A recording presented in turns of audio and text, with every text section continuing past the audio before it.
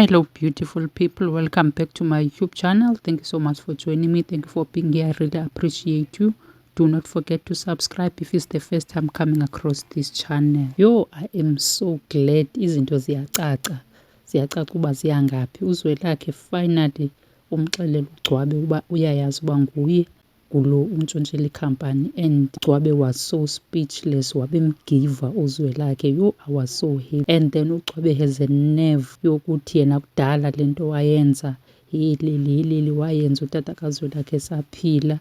Yeyi, awunoba une-millions ebhenki wena Gcwabe. UBahumi ke noZwelakhe bahlukene because of uGcwabe, because kaloku ngulo uGcwabe usuke waya kulo Bahumi wafike wothetha yonke into uba kunesimnyama kulo Zwelakhe, kunento ethile nento ethile, wacula nje angathi yintake eplagiwe embaneni. So ndiyaba-understanda ke abazali bakaBahumi why bemprotector, because kaloku xa kuzawuthi umntana wakho uye emzini onesimnyama, uya emzini okugcwele kuyidivosi, ungamvumela wena uba makaye nyhani? Uzamprotecta uba makangayi? So ndiyaba-understanda shem. Kodwa ke jiki ngoku siva yoba uZwelakhe, nanku uZwelakhe ecela uBahumi uba mabahambe, makahambe amkhaphe aye e-KZN. Hayi bo bhuti, nohlukene mos. Yohlukanani kaloku ngoyintoni? Sanisenza iyoyo nasisanga apha nangapha. I feel for ukhethiwe shem bethu, nanomtshato wakhe noMxolisi usengxakini. As long as uMxolisi esaye kumama wakhe nje angene phakathi kwabo, izinto zizawuye zibe worse. Bahleli phantsi bobabini bathetha bathi umama kaXolisi makahambe, ahambe abuyele emzini wakhe. Nanko intombi endala izigulisa, izifeyintisa ngapha. Hayi bo, kanti itsotsi uyazazi olalonga uba yena kwakhe uqashisile, ungenelwa yimali nje behleli phayana nje uyaseyiva. Hayi, andiyazi nje idrama eyenziwa ngulo mfazi uba ufunani really, because abantwana basebancinci, this is a young couple ekusamele nje bazihlalele bobabini bazokwazi nokwenza abantwana emtshatweni wabo.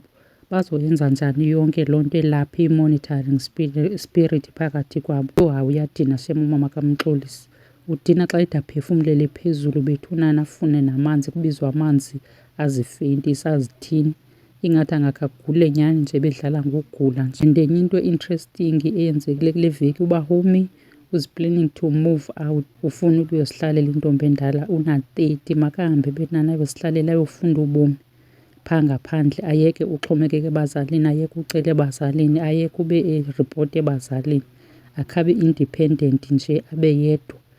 Le into ayikho ngoZwelakhe is about her and her independence. Azihlalele mani, azibone uba uyakwazi ukwenza ii-decisions ezinengqondo xa eyedwa abazali bengekho. Uzoyazela phi loo nto? And ayiphucukanga into yoba uthi uphuma esandleni sikatata uyowela esandleni sendoda, ungakho uzihlalele wedwa ukhe ufunde ubomi uwedwa. Because ngoku ufuna uphuma kutata uMtawongo, ahambe aye kuZwelakhe, akhange akhe ayifumane itshansi yoba yedwa akazihlalele yedwa. Hayi, ndiyamncoma mna, makahambe uyohlala yedwa uBahumi. Le yale relationship yakhe noZwelakhe izawulunga apha endleleni uba funeka ilungile. And also hearing uGcwabe, yho, ndikuva uGcwabe exolisa kuZwelakhe, exolisa ngoba nguye lo uNtshontshelwa Company. Yho, that was so satisfying.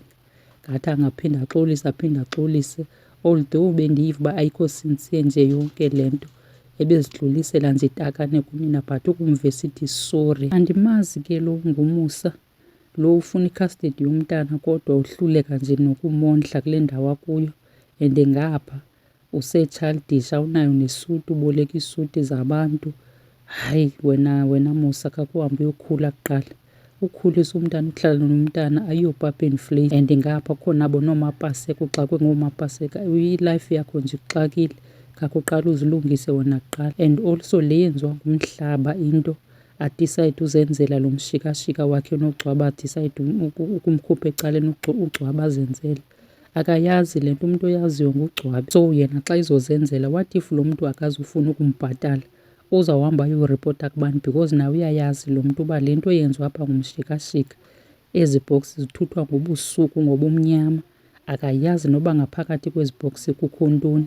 Definitely zizinto ezingekho semthethweni ezizihambiswa ngobumnyama. Xa ingabanjwa le traki ngamapolisa abafuna ukuyisetsha, akazicingi neento ezinjalo. Hayi shem, igqabi aliweli kude kunomthi walo. Ugcwaba ummoshile umhlaba and umoshakele xa senje. Okay guys, mandiyibeke apha le review yanamhlanje yezi episode sesizibukele zikaKwababa. Thank you so much for watching. Ningalibali ukusubscribe, nijoyine i-community yam bethunana, nincedise ndikhule. Thank you so much for watching. Until next time, ndinithanda. Bye bye.